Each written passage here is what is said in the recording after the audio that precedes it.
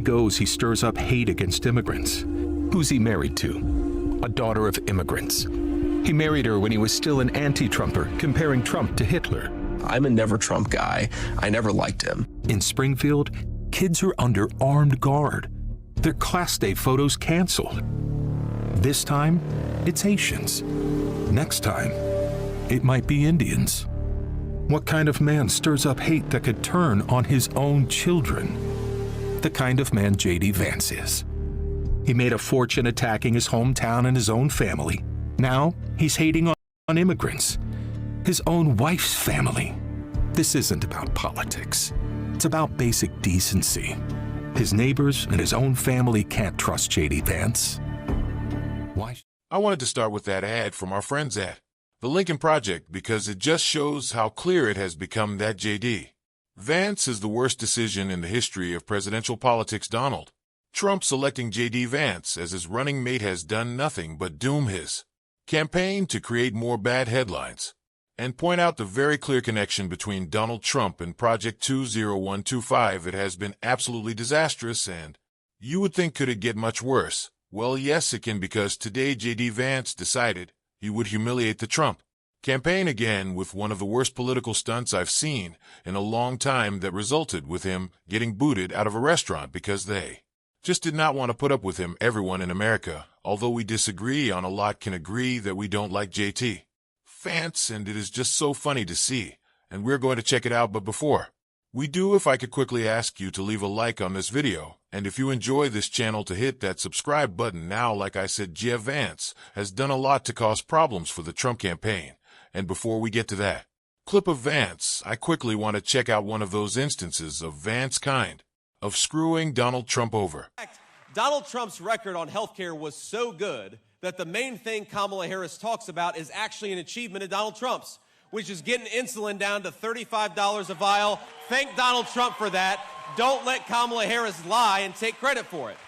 So we clearly know through J.D. Vance's own admission that he is a liar. He told us that he lied when he was talking about pets being eaten in Springfield, Ohio, and again, he is lying about Donald Trump being responsible for $35 insulin. That's just not true, and so quickly to debunk this point, I want to check out an article that completely shows the false claim that he's making. Fact check: Trump falsely accuses Harrison Biden of lying about $35 insulin. Trump and Vance's narrative is false. While Donald Trump did create a $35 per month cap on insulin for some people on Medicare through a voluntary program that prescription drug plans could choose to participate in, but did not sign a statute into law to secure the future of the program, Biden and Harris did get a statute passed, and that law created a permanent $35 per month Medicare insulin policy that went far beyond Trump's. I think it's important to thoroughly fact-check that comment by J.D. Vance, because I see it as an argument put forth by so many Republicans, and especially Trump and Vance, that it is Donald Trump who is responsible for this policy. Of course, we see Donald Trump taking credit for things that are not from him, or because of him, or came from his administration all the time, specifically with the boom and historic highs we're seeing in the stock market right now. Donald Trump wants to say that's because of him. It's the market excited for his second term, which, by the way, isn't coming, and so I think it's important that we fact-check that. But something that doesn't need fact-checking is how unpopular J.D. Vance is, and that is why today he was kicked out of a campaign stop. They wanted nothing to do with him, and I want to get into that right here. J.D. Vance forced to greet supporters in a parking lot after Resturant denies him entry. J.D. Vance was forced to address supporters in a parking lot after a Pennsylvania restaurant denied him entry because they did not want to host a campaign event. Now this will become important later.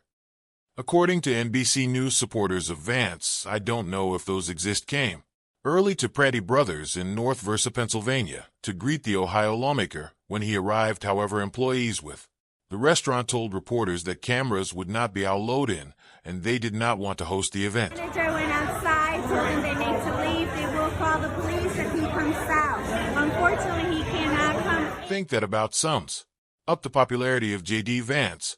We have seen countless campaign stops from Governor Walz, where he is welcomed into whatever establishment he is stopping by, but oh man, shutting J.D. Vance out at the door and saying that they'd call the police. He came and that would be my reaction if I saw J.D. Vance, just like, oh gross, no thank you. But like I said, it's not just funny that he wasn't allowed in, it's funny who was allowed in, and we can see that in this photo of President Biden right here. Clearly some favorites being played at this local restaurant, and I am not shocked why I think the vast majority of people are going to be preferring President Biden to J.D. Vance. And that just about sums up what the J.D. Vance experience has been on the campaign trail. Like I said at the beginning of this video, one of the most disastrous decisions in the history of presidential politics. J.D. Vance has been such a drag on a ticket with already one of the lowest approval rating candidates in history, and Donald Trump, so it is just a doubling down of damage to the campaign daily that we see. And I want to check out some of the great examples of those, with Pete Buttigieg absolutely ripping into J.D. Vance. And you're going to want to see this. How desperate Republicans are not to talk about the issues. They don't want to talk about their proposal for tax cuts for the rich. They don't want to talk about their campaign to end a woman's right to choose in this country. What a perfectly put point there by Secretary Pete, always so spot on from Pete Buttigieg, and he lays out the case, which is absolutely correct. The Republican campaign strategy right now is distract, deflect. They want to distract from Donald Trump's failures in his first administration. They want to distract from him overturning Roe Wade, being the person singularly most responsible for that happening. They want to distract and deflect from Project 2025. They want to distract from the comments J.D. Vance has made about childless cat ladies. They want to distract from their inability to come up with any substantive policy on a real immigration reform by not talking about, lying about people eating cats and dogs in Springfield, Ohio, creating political violence and divisiveness because of their lies. They want to distract. That's what it's all about from them. They have nothing to talk about. If they did, they would. And so they don't. Donald Trump doesn't have any real plans. And it's why, like I always say, he wants to be talking about immigration, because when he does so, he is not proposing reforms. He is not laying out a plan. He had the opportunity to do so, and he failed. He's trying to fearmonger. He's trying to create anger, angst, uncertainty, division. That's their plan. That is their plan.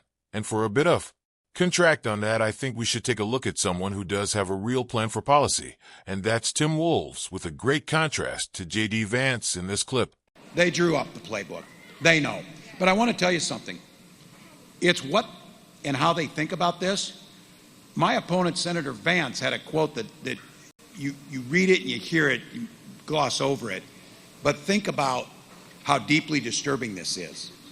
He said that when they get power, and they will use the Project 2025, they need to be ruthless when it comes to the exercise of power. Who says ruthless in the exercise of power who's running for a democratically elected position? This is not about power, this is about public service.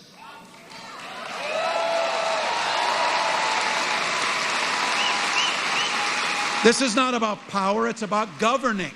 Leading with compassion, leading with care. That is what we continue to see out of this ticket. That's what we continue to see in every incredible clip of Governor Tim Walz. It's the opposite of J.D. Vance. And I cannot wait for this upcoming debate. Because how clear of a picture could you get between two people? J.D. Vance, one of the most disingenuous politicians I have ever seen in my entire life, who's literally built his career off flip-flopping, knowing what is true, and saying the opposite in every instance when talking about Donald Trump. And Governor Tim MES, a normal guy who has spent his life advocating for others as much as he can. It is going to be a lot of fun, because like I said, JDV's got nothing to talk about but lying. And when he tries to back up his boss, he's just going to have to repeat the same crazy things he says, like stuff like this at a rally today. It's something special. But outside, we have thousands and thousands of people. Would anybody love to give up their seat? So we were going to have a thing outside someplace in an area where we could have held the people. And I would say, what do you think, 40, 50,000 people at least? Kamala Harris and Tim Walz are focused on policy solutions for our future, and Donald Trump is spending hours at campaign rallies complaining about his own crowd size, lying, saying that there's tens of thousands of people outside. Very easy to verify that that is not true. That's what they're doing with Their time, if I check my fake watch here, we're 39 days out, and that's their plan. Now, what do you think they're governing? Plan would look like, well, actually, it is a little bit more detailed than yelling. At crowd sees, it is attacking our democracy, attacking our institutions, raising prices through this tariff program, if we can even call it that. His tariff aid, that's the difference. Adults angry and agree, J.D. Vance and Donald Trump, and we're going to keep talking about that contrast every single day on the show. And if you want to support that, as always, you can hit that subscribe button and leave a like. And if you stuck around at the end, drop a blue heart in the comments. And until next time, I'll see you soon.